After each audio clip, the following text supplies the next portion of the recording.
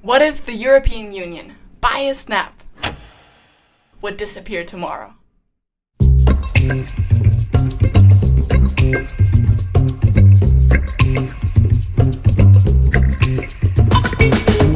Well, we would have a few empty buildings, a few people in suits unemployed, an estimated 96,000 train and flight tickets sold less since the entire parliament wouldn't have to relocate every month.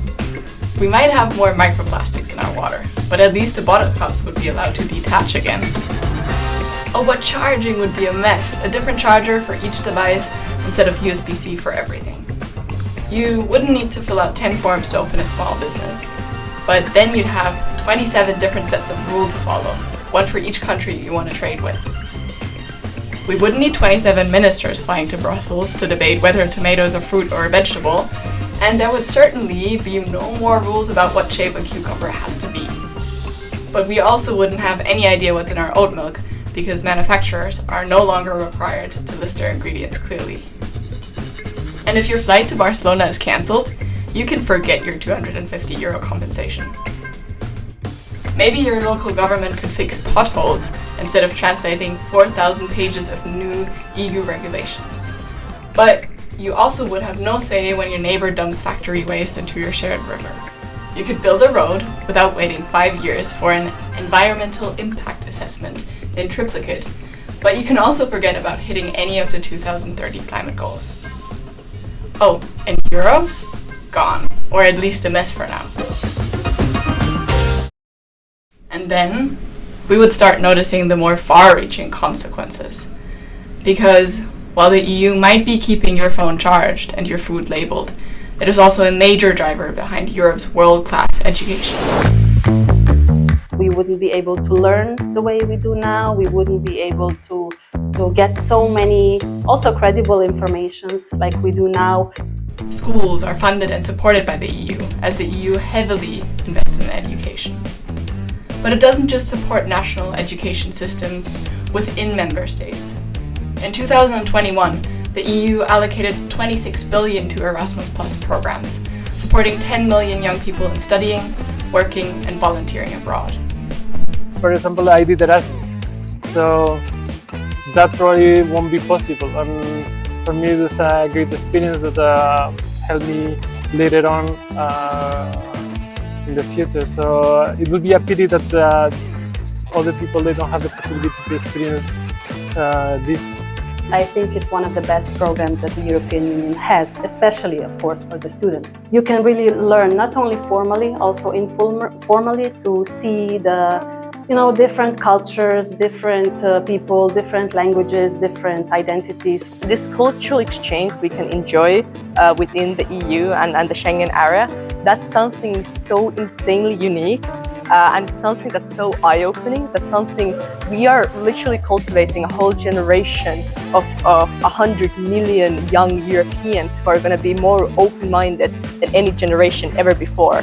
Then study probably would be limited, or it would take a lot of effort to go abroad to study somewhere, because nowadays when young people go to study in another European country, it's not abroad anymore. It's our wider homeland. Because the freedom to learn across borders also means the freedom to live and work across borders. It means a larger internal market, it means free travel, it means roaming, it means common currency, it means more financial possibilities. It wouldn't be possible to do business across Europe, to study across Europe, to work across Europe. The basic things that people do, we take them as a granted, but they've been granted only for a couple of decades. With the EU gone, you'd need a visa to work in Paris, permits to move your company to Amsterdam, and you'd probably be paying international bank fees just to rent a flat abroad. Because I still remember, and I'm not so old, and I still remember borders, then customs, you had to wait there Now we see those things when we travel to the third countries. When we travel outside European Union, then we see we cannot carry as much as we would like. We are stopped, we are checked, we are losing time. 40 years ago, the Schengen treaties entered into power, and today for it is crucial, it is so important, it is just the most natural thing that there is no border checks at inner European borders. So for example, I'm a Spaniard, I'm working here, so all these possibilities that you have right now to move regardless the borders within Europe, it will be way more difficult and there will be much less possibilities. You have the full liberties of free movement, goods, services, people, capital can move freely. For liberties, for freedom in Europe, for all the Europeans, are so fundamental that you don't really understand them before you lose them. Having this economic integration doesn't only mean convenience. As for smaller member states, the EU is crucial for gaining significant global economic standing. Small European countries are really small compared to the big global nations in the world, but when you're part of the European Union, you are one of the global nations in the world. I think that the majority of European nations, especially the small nations, for instance the country where I'm from, they really rely a lot on the European Union and its fundings and its vision. They know that this is a collective organization, that we're here to be united. Markets matter, and the EU, as one of the world's largest single markets, sets the tone for greener products and cleaner industries. We wouldn't have such good environment, good standards. I'm talking about things we eat and the planet we live in. This global influence is not only economic, but also political, as it allows the EU to champion vital principles across the world. Well, globally speaking, what the European Union has been doing, I would say climate change is one thing that no other big economical area would be pushing to fight against climate change. Because while the EU may not be perfect, it's currently one of the few global players leading the way in climate action. Because we have markets for more climate-friendly products, and the role of the European Union actually, globally speaking, with the globalized trade, it's actually a lot bigger than probably the 450 million people here, which is already a huge amount of people. So I think the biggest changes would be about climate. Now, the EU's impact is not only through economic factors. Yes, it is not doing enough, but it is currently leading the way in ambitious target setting and policy making. When we think of the climate crisis, the EU has to do so much more. That's obvious, we all know that, the science literally spells that out for each and every one of us. But still, again, when we think of the climate crisis, which is by nature, by definition, it is a global fight, it is a global effort to actually, maintain a habitable planet, which shouldn't be too much to ask for. The EU is really the one that's sort of showing the way. And again, it should be doing more, but it still is undeniable that it is showing the way. And these goals that, yes, through the EU complex bureaucratical process are sort of watered down and don't always consider every single stakeholder perfectly. And again, it is a process we're improving, but still these goals that we're able to set and that we are evidently are able to actually maintain these goals and meet these goals. And that kind of progress, even if slow and frustrating, is truly quite unprecedented. So if we think of EU being a huge economic area with such differences in opinion and in views in the environmental issues, for example, and still we are on track to meet our ambitious targets of emission reductions and of having reductions of even 90% within the next 15 years. That's insane. And even though we should be doing more, that's still something we should be proud of while pushing for more and more. And I think when we think of the global fight against climate change, there would be no one doing this work if the EU wouldn't be there. There would be no one setting the way and showing the direction as clearly as the EU is doing. And yes, it does matter what the EU does, not just for Europe, but for the planet. even if someone says that, oh, the EU is a small area and it doesn't matter what the EU is doing, you know, the EU emissions are nothing compared to China, I think we have all the evidence to believe that it's really the EU that's setting the tone for all this action happening around the world, and action that we do very desperately need. With this, the EU sets the tone for more than just climate policy. It sets the tone for international cooperation and trust. Because in these times of conflict and instability, the EU first and foremost champions peace through collaboration. I mean, we already live in a crazy world, and I think that without the European Union, the world would just be crazier. And we take things too much for granted, our basic human rights or dignity, and the standards that we have here. We take this for granted, and we shouldn't. The EU is, at its core, a peace project, a way to make war between European countries not just unthinkable, but impossible.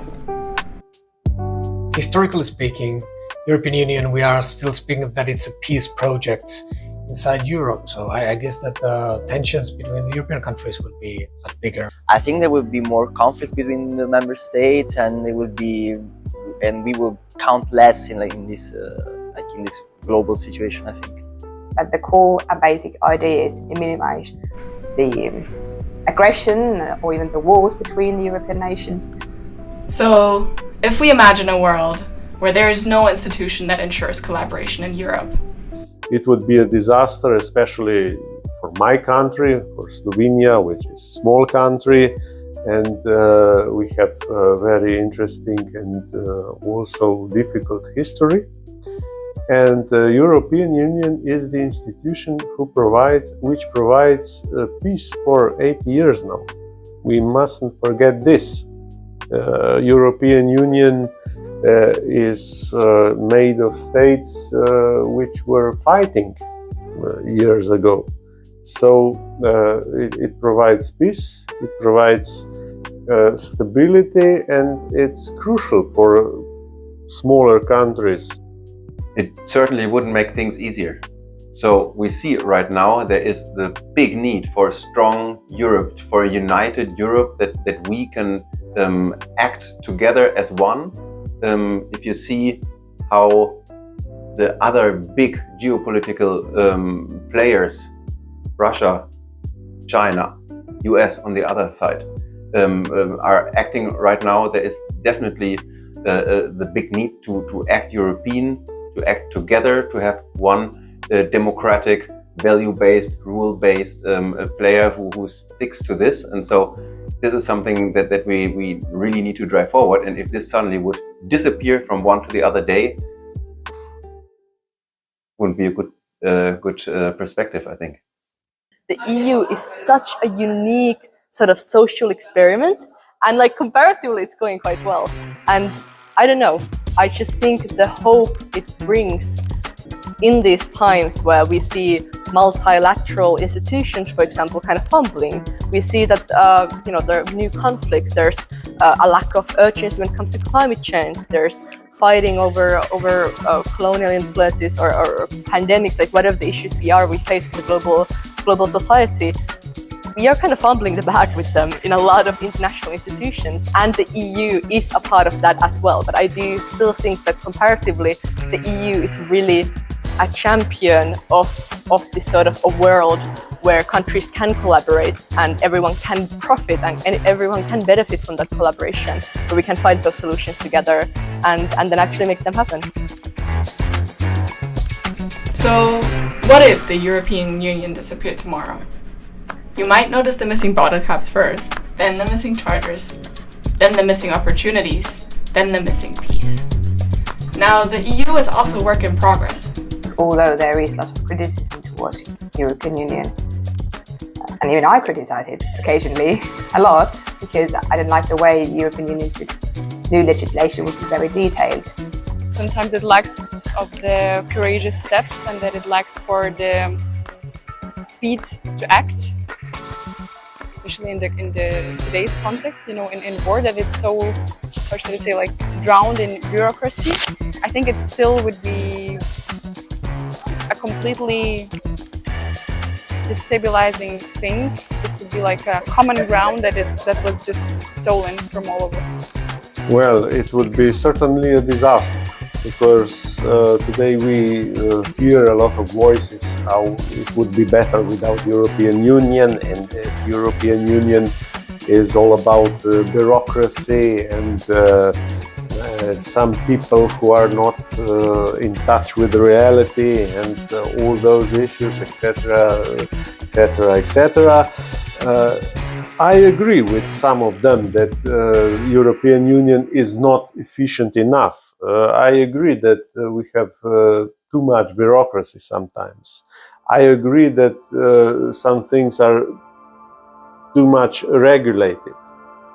But those are small issues comparing to what we could lose without European Union. European Union is, like Churchill said, for democracy. It's not ideal system, but it's the best one that we know so far.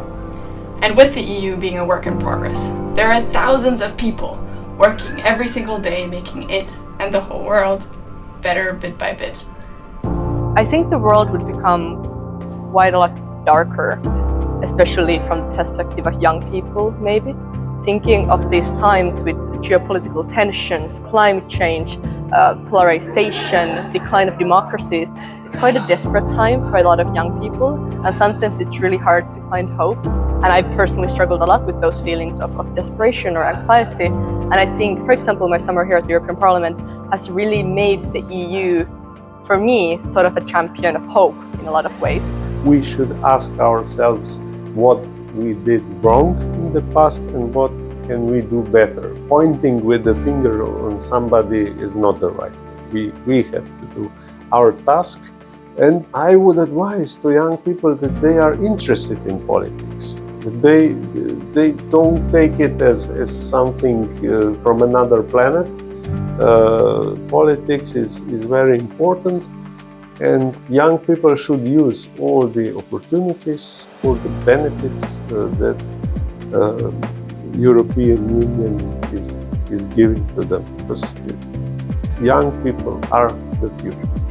Thinking of myself and of many other young people who care about the world so deeply. They care about climate change, they care about peace, they care about democracy and stability. I really believe that the EU would suddenly disappear. It would set us back, it would break us apart in so many ways.